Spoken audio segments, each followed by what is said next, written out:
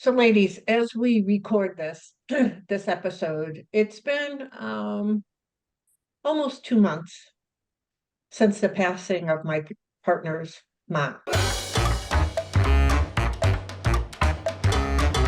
And that grief of losing her helped me. Uh, I was thinking more about grief. It brought up a lot of past feelings because I've lost my mom and my stepdad and my dad. But I also was thinking about grief in a different way.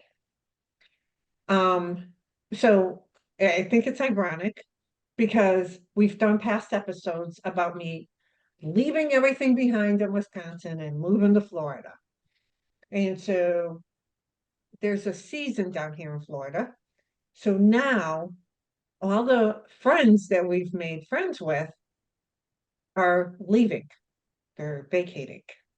They're going back home because it's too hot down here in the summer. And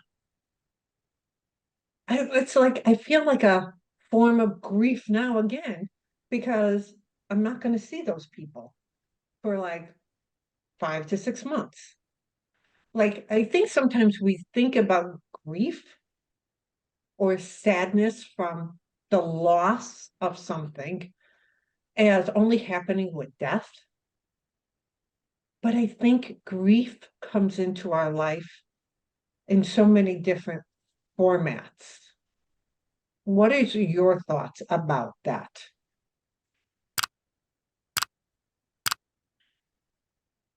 I totally agree with you. It's not just about the loss, the physical loss of someone. It is, I think grief is something that we experience for a lot of different things in our life, the seasons of our life, um, you know, the emptiness or the sorrow of something that is leaving us. It could be a job, a career, it could be um, a voluntary situation that you are letting go of something. It could be, like letters, or it could be something physical, or just letting go of some emotion that will bring up that sadness, that brings up that sorrow.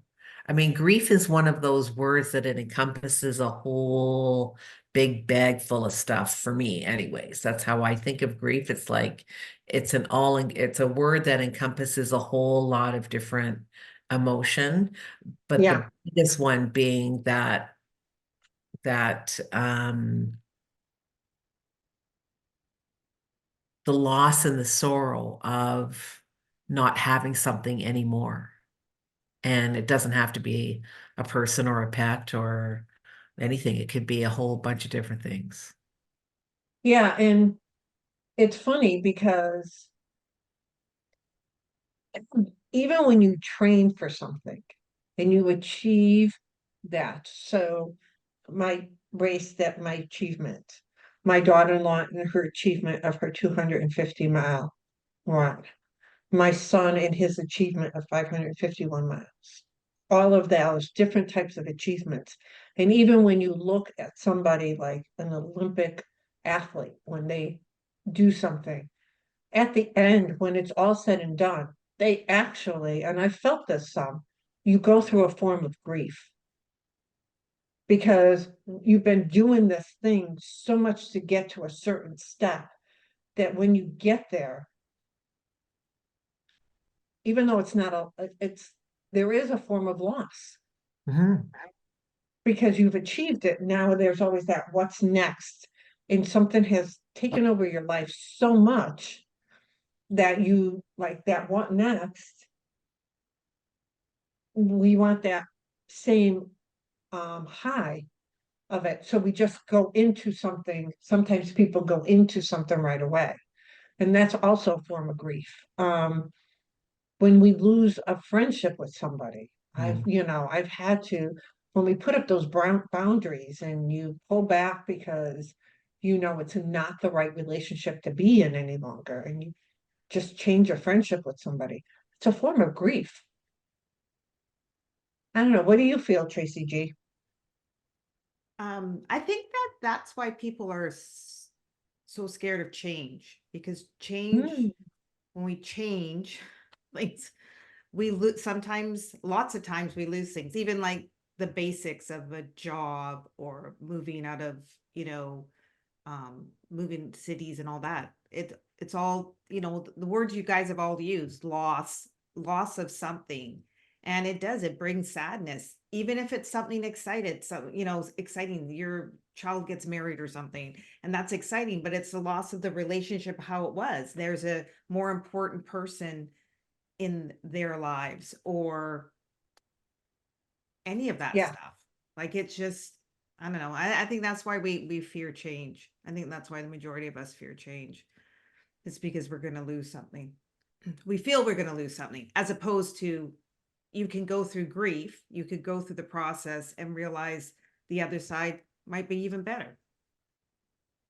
I think that's our negative bias in terms of our human brains and how we think, that we always, like in terms of the change thing, thinking about change, we tend to focus on what it is that we're going to lose instead of what it is that we're going to gain. Um, because we think the loss is going to be so much harder to deal with, right? It's something that's known that Yeah. you're giving up or that you're losing or whatever. The anticipation of what you're going to get out of that, you don't know what that is yet. You don't know what that feels like, you know? So Right. I think it's our part of our brain's survival instinct to go, no, we don't want this to change because I know what this is and I don't want to lose this. Even if it's not good for me, I don't want to lose it because it's something that I know. Well, you think even a job, like, and you're like your coworkers, some of them have become friends and things like that. And there's a certain rhythm to Yeah. your work world. And now you're into a new one, which may be way better, but there is that grief, that loss that you have to process. Like, you know, I'm not going to go in and say, "Hey, Sally, how you doing today?" You know, like, and I think we should acknowledge it more for what it is, that Yeah. it's, you know, it's pretty heavy duty. It's Yes. major emotions, right? I And I don't think think that's that's dealt with either very well. People don't right. deal with, you know, especially when we are talking the loss of another human in our life, whether that loss is physical or just the loss of a relationship or, you know, the loss of an aspect of a relationship like you were mentioning with, you know, your children. They all of a sudden are married to somebody or they've changed their direction in their life and you are no longer that person in their life. Like there's, I don't think we know how to deal with those, with that, and we tend to like go, oh, this is grief. I'm just going to park it over here because I don't want to deal with it. I don't want to feel these terrible things. I don't want to feel those bad emotions, so I'm just going to stuff it over here and hope that it goes away. I also think we play it down because we don't feel we should be feeling that way. Grief, the loss of someone physical, we go, okay, I'm allowed to be really sad and this is horrible, and I'm allowed to really show my emotions. But maybe, you know, something that's on a lower level of grief, we feel that we're not allowed to acknowledge. We feel that we're not allowed to acknowledge it in a similar fashion. Mhm. Yeah, I agree. I think you brought up Tracy G, a really good point when before when you said we don't acknowledge that emotion. Like we're excited about the new job, but we're leaving comfort. You're leaving a comfort. Like you've built relationships at a previous job. You've built, friendships. We built those things. And so there's this comfort level there, and we're going into something uncomfortable. A child gets married, that's a happy occasion, but they're leaving that household. There is that like uncomfortable, like, what's next? What do we do next? Yeah. Um, there is, as you said it, we're doing a change, and any form of a change causes uncomfortable. And it's an emotion that we, as one with any other emotion, it just festers if we don't acknowledge it. And, sometimes I think when we don't acknowledge an emotion, that's when we end up sitting in that emotion longer because it's always there in the back of our mind. I don't know, do you guys agree or what? Yeah, like what's that saying? What you resist persists, Oh, I right? never heard of that. Oh, Yeah. haven't you? Oh yeah. No. So what you resist persists. So any emotion for that, whatever you're talking about. If you are going to resist it, it will stay there. You may succeed in the moment to resist it, but it's not going anywhere, and it's going to keep coming back and back and back until you finally go, okay, I have to deal with it. It's like trying to hold a beach ball under the water. Like you can only do that for so long before that thing is going to pop right back up again. And it's like, it's going to be like, hey, here I am. Yeah. Told you I'd be back. You're going to deal with me at some point. And you can try to resist it at that point. You might be successful, but it's still going to come back and bite you. So Right. it really is so much better to try to process that at the time, but it's so uncomfortable. Grief is one of those emotions that are so uncomfortable. We just don't want to be in it. We do not want to feel it. Mhm. Yeah. I know I'd love to share with you one of the things that has helped me through when I feel a form of grief, whatever that form um, is, and Tracy G, do not roll your eyes at me, is pen to paper, you know? Because I know how you feel about, and it's not even this big journaling thing. I think journaling gets this bad rap all the time. And it could just be, you know, if you can stop and do it at that point, then stop and do it. But if you can't, then take a quiet moment later on in your day and just get a 97-cent notebook and a big pen and just write down what you're feeling. Because when you write out that emotion, all you're doing is releasing that emotion. If it keeps, as Tracy put it, if you're not releasing and it keeps resisting, writing it out is you're no longer resisting it. There's no more resistance. Writing it is an acknowledgement. And all you have to do is close the book afterwards. That's all you're doing. There's nothing you have to do in that next step. You have just given yourself permission to release that emotion. And the writing could be this much, or it could be 15 pages. It doesn't matter. It does not matter. When I lost my mom, that grief was, I can't even, I can't. For me, it was one of the hardest griefs I had to get through. And I have journals every night before I went to bed. I wrote a letter to my mom. Hey, mom, how's heaven today? So today, because every Sunday I had a conversation with my mother. We didn't live next to each other for the last 30 years of her life. She lived in Florida. I lived in Connecticut or Wisconsin. But every Sunday we had a phone call to catch up. And I couldn't have those phone calls anymore. So I took pen to paper and just wrote her a letter of what went on for that day. Sometimes it was 10 minutes, like 10 sentences.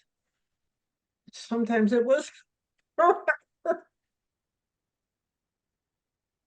but that was allowing to. So that for me is one way of being able to work through grief.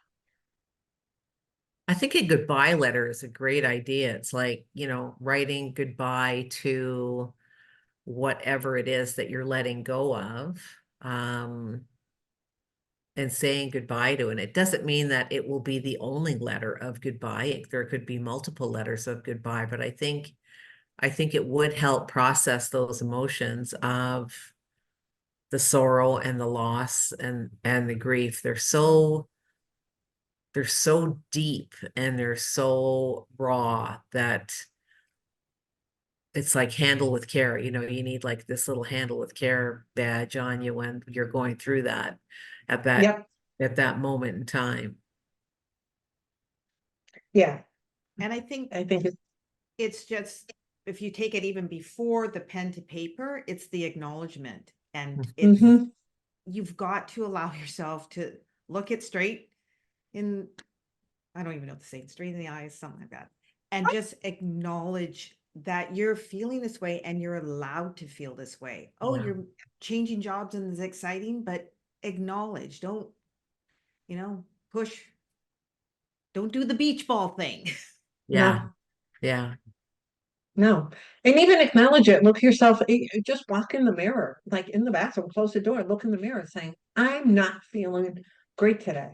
I'm Yeah. feeling this emotion. Excellent point, Tracy G. Acknowledging an emotion. Again, it's just like she said, that beach ball. I love that beach ball. I'm like, oh yeah, that's right. You can't keep a beach ball down underwater at all. Can't. I mean, You know? eventually you got to get out of the water and that sucker's coming right back up at you. Yep, Don't forget about me. yep, yep. So I love this. Um, anything else, ladies? So to you, viewer, do you have any questions around this topic? Do you have a way that you work through grief for yourself or somebody within your family? And put them in the comments below.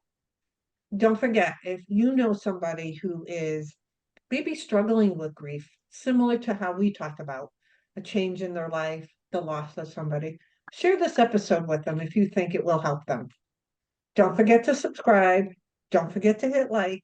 And don't forget to hit notify so you're notified every Wednesday of our next episode. Until then. Thanks for watching, and we hope to see you as a regular member of our community.